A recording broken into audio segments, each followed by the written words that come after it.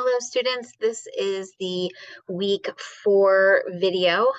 This week we have a couple articles that are posted on Canvas there's 2 articles on racial battle fatigue and one activity sort of worksheet kind of thing on critical race theory.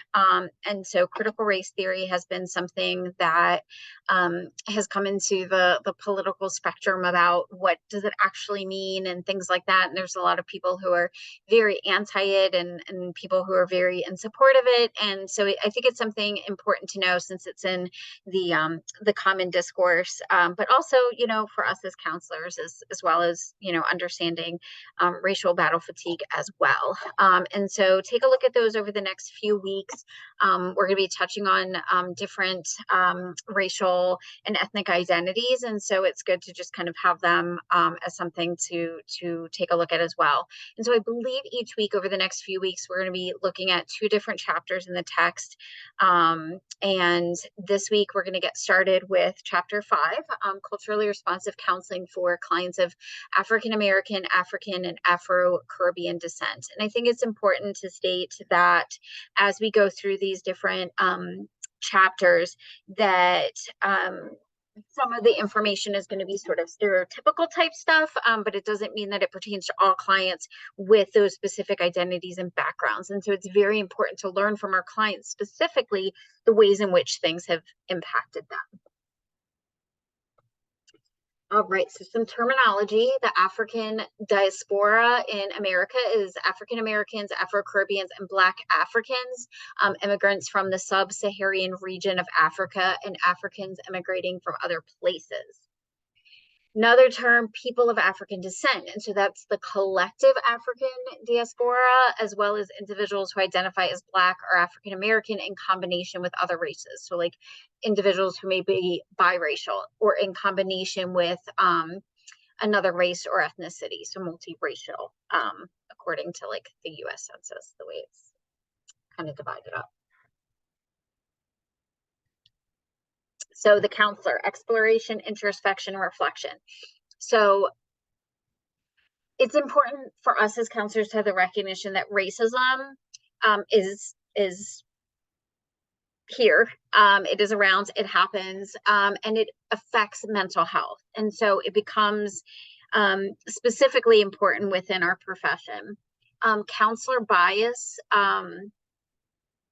can really impact the work that we do with clients, whether we have a bias that individuals of different identities may want counseling or be more in need of counseling than others, or that they would not be in need of it or not want it or have something against it, and also recognize that there are often many barriers that prevent individuals from getting into counseling. We have to be aware of our race narrative and recognize that there has been a problem currently, but historically, with color blindness in counseling, because that's the way that many people were taught, is that in counseling, we are to be colorblind and cultural blind and identity blind, blank slates, and that's just not the reality. As human beings, we all have biases and our own experiences that color our world, and so it's important to recognize that, and also to recognize that everybody's experiences are going to be through the lens of certain identities or experiences they have. So what does it mean to be of African descent in America? One is the recognition of the intergenerational trauma and, the sort of idea that people will say things like, well, slavery ended so long ago and we had the civil rights movement, things like that. And one, that those things didn't fix everything or change everything, but also the recognition that that doesn't change over, just a few generations, right? There are so many ongoing impacts of those things that have continued to perpetuate generation to generation. And I don't want to say that, those of African descent are unique in that. Intergenerational trauma happens often, throughout different families and cultures and things like that. But the recognition that in America, we have this history that we can't ignore.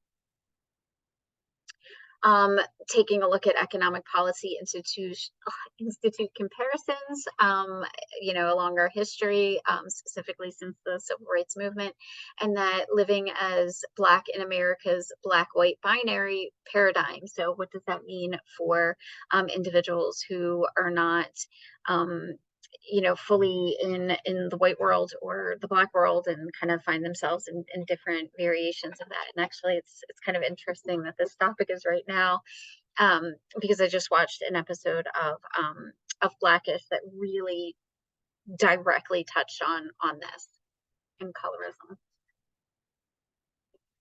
So identity development, there's lots of racial identity development models, and usually they build upon Erik Erikson's work and kind of go from there. Most models theorize movement from a negative or less desirable sense of self to a healthier sense of self. So how can I incorporate this racial identity and celebrate it and all of those kind of things. So instead of having negative connotations associated with it for me. And so some different models are people of color racial identity model, the multi-group ethnic identity measure, biracial identity model, the ethnic minority identity development model, the white racial identity model, and the integrative white-Black identity development are some of the primary ones. So how does the impact of white privilege and internalized racism affect identity development? And so one is the internalized racism, that somehow, others are going to feel that I'm less than or not as good as, or I'm going to have to work 10 times harder. And in some cases, those are true. Those are the perceptions that others have. But then, the problem is when I start to have those perceptions of myself, right? Because of my identity. And then there's the historical question of nomenclature, and then the involuntary and voluntary histories in the United States, the recognition that there has been, individuals who have been captured and enslaved and brought to America against their own free will. And again, how does that impact the generational trauma? But then even individuals who immigrated or, were foreign born and came to the country or were brought to the country by family, and how does that kind of impact things as well? So overcoming the legacy of slavery and segregation is that there is a pandemic, there are effects rather of the pandemic that has had on Black mental health specifically. In the history of Black treatment reluctance is the recognition that, the medical system and even the counseling world has not been kind, and has been unethical and harmful and other things to different populations, including Black individuals, and that there is going to be a reluctance to trust when these things have happened and continue to happen. There's that historical trauma piece, right? And so recognizing how we need to work from this trauma-informed care. And then there are culturally relevant models that speak to this as well. So what does the culture look like? What does the family life look like? The life expectancy, all of these things make up what that culture is for Black individuals in this country. And so there is a case scenario on Tasha, an African-American female trying to keep trouble at home out of the church. Sorry. And so take a look at this case example and, consider the clinical implications of it. Okay, so let me share this. So there's the case study of Tasha, as I've said, and here are some implications that are listed for it. And so take a look at this and the discussion questions. And again, you can kind of pause this recording at this time to take a look at it from your textbook, or, kind of come back to it later as well.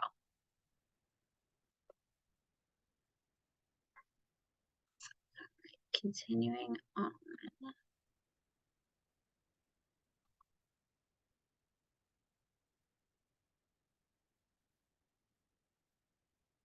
African national seeking more, so African collectivist values, multi-generational family structures, the importance of spirituality and religion, and the meaning of mental health within the community or the culture.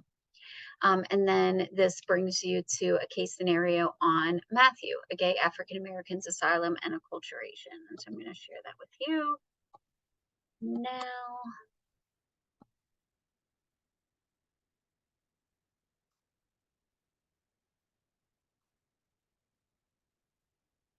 All right, so here we go. So you can read the case of Matthew at the top left, and then there are some discussion questions that go along with that as well. And so you can feel free to pause the recording at this point so that you can take a look at that case scenario and consider the discussion questions. Or again, you can come back to it at a later time if you choose.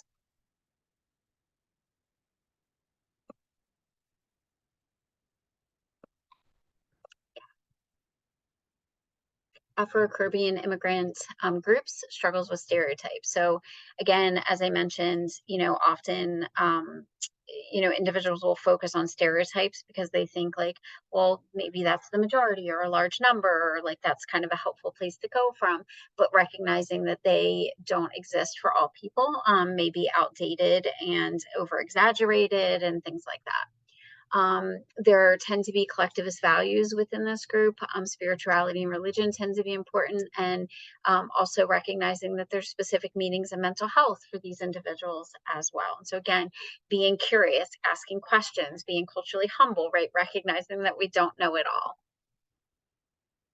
So some culturally responsive practices is, some of the stuff is going to be over and over, right? Like increasing our self-awareness of our own biases, limitations, and expectations, paying attention to the client worldview, building that counselor relationship, having cultural humility, and then utilizing specific interventions that are culturally appropriate, and also engaging in advocacy as well.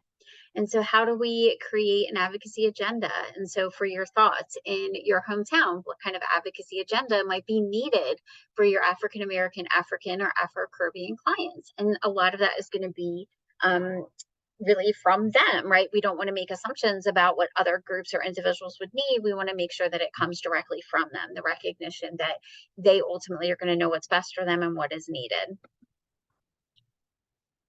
Counseling with children, adolescents, and young adults. Children are disproportionately diagnosed in schools from this background, and that Black adolescent and young adults, we want to make sure that we ring the alarm for suicide risk that sometimes can be ignored or overlooked. With adults, couples, and families, men, disparities that exist in avoiding the school to prison pipeline. With women, the stress of the strong Black woman syndrome. And I know that your textbook talks a little bit about this, but if you're not familiar with it, definitely take a look at that further as well, and how impactful that can be or has been as well. And with couples and families, linkages between marital satisfaction, Black identity, and depressive symptoms, protecting the marriage from rage over racism and the things that continue to happen in our country. And non-traditional families, Black, lesbian, gay, bisexual, transgender, and queer family challenges as well. And so this chapter kind of touches on a little bit of those, or a little bit of all of those. And implications for clinical practice is that we want to make sure that we're honoring diversity. We're taking a look at some culturally relevant models such as post-traumatic slave syndrome, segregation stress syndrome, racial battle fatigue, and a multi-systemic approach to cultural and disability awareness. So that is it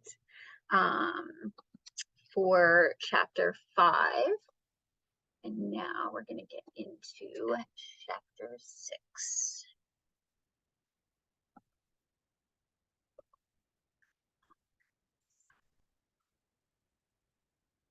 This one is on clients of Asian American and Pacific Islander descent. All right.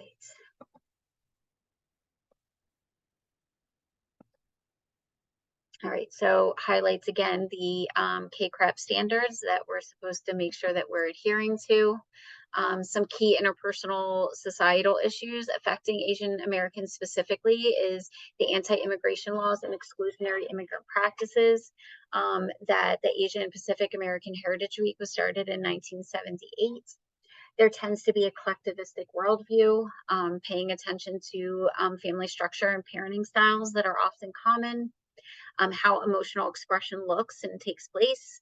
Um, this, if you're not for, again, the textbook talks about this a little bit, but if you're not familiar with this term, this would be another one that would be really good to find out a little bit more of, is the model minority myth, which perpetuates regarding Asian American individuals and socioeconomic challenges, and then the impact that racism and discrimination and microaggressions have regarding mental health. So identity developments, here are some models that have been used in 3 different areas. So based on human development, we talked about that a little bit in the last chapter. There's Cross and Helm.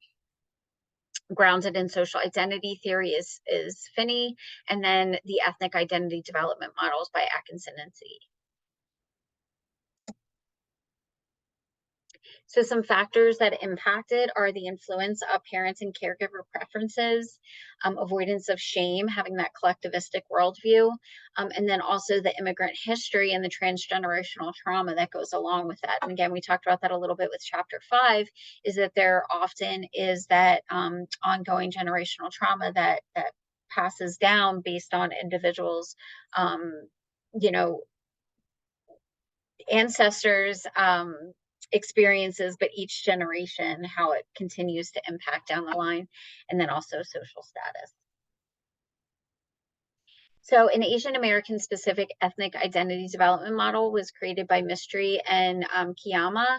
It recognizes the marginalization within the United States. It includes the person's recognition of racial hierarchies and their interactions in that context, and speaks for active participation of Asian Americans in the developmental process of awareness and navigation of the marginalization.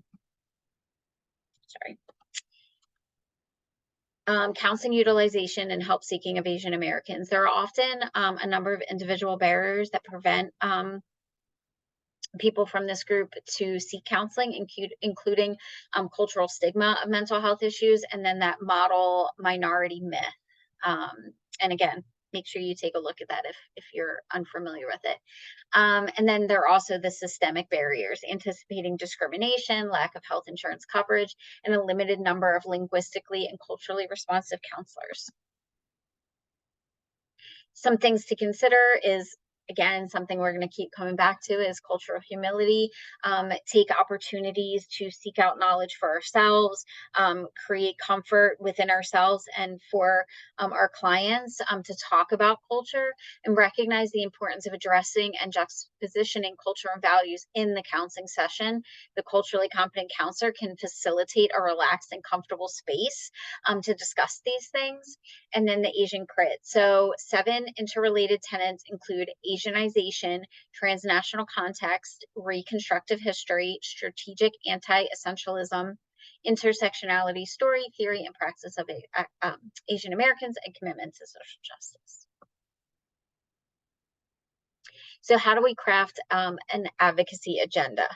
Explore life and meaning commitment, explore the personal privilege, the nature of oppression, work to become multiculturally literate, and establish a personal social justice compass that focuses at all of those different levels, again, that we've talked about a number of times, microsystem, meso, exo, macro, and the chronosystem, and how can you intervene at those different levels as you feel you're able and you desire to. So specifically with children, adolescents, and young adults, the model minority myth, acculturation and parenting influences, Asians' youth autonomy versus parental expectations, mental health stigma, and then the surface level versus underlying issues. And so how is this issue showing up, but what's really underneath of it that may be an underlying factor or cause. With adults, couples, and families, grounding theories such as intersectionality and Asian crit theory, instead of providing generalized recommendations, offer intersectional perspectives that are imperative to providing the culturally responsive counseling experience, and recognize that there are some common experiences, but each individual is going to have their own specific experiences and features that are present in the counseling space. Recognize that there is racialized sexual harassment experienced by AAPI women, and the weaponization of this towards them to be inferior and submissive towards larger communities, the queer communities as well, having that model minority myth, sexism, xenophobia. And then within counselor education, what is called the bamboo ceiling, collectivist values such as harmony, cooperation, and community support are recast as passivity, weakness, and hyper individualistic values like competition are often promoted in academia. And then again, that model minority myth that perpetuates and frames them as perpetual foreigners who are passive and grateful residents in the United States. Counseling considerations and interventions that are specific for couples and families are important to recognize within this community, and that they're especially known for valuing the collective well-being and harmony. And so that can lead to acculturation stresses, stereotypes, and anti-immigrant sentiment, and cultural strengths and community wealth are important to really recognize the resiliency of our clients and their cultural capital to support their mental health. And so some implications is that there are a lot of within group differences, recognizing that there's going to be lots of different experiences based on their own individual identities. If they were born in the United States or not, what country did they originate from? Are they, a mixed family, right? Also contextualize intersectionality depending on their other identities and like that collectivistic perspective and how that maybe aligns with or doesn't align with other identities that they hold and those group values. And then strength-based cultural asset approach, where clinicians are invited to adopt strength-focused approaches, which kind of we talked about a little bit in the last chapter as well. And that is it for this chapter. Again, if any questions come up regarding these two chapters or anything that we cover this week, please feel free to reach out. Thank you.